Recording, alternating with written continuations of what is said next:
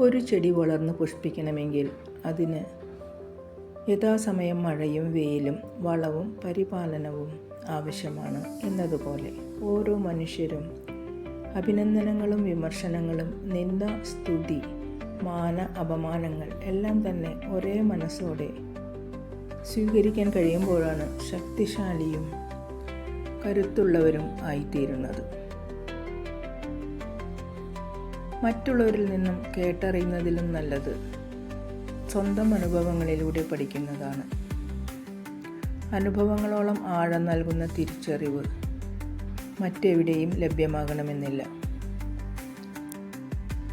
ഓരോ തവണ വായിക്കുമ്പോഴും അർത്ഥം മാറിപ്പോകുന്ന പുസ്തകമാണ് ഓരോ മനുഷ്യരും. വിമർശനങ്ങളെ ഒരിക്കലും ഭയപ്പെടരുത്.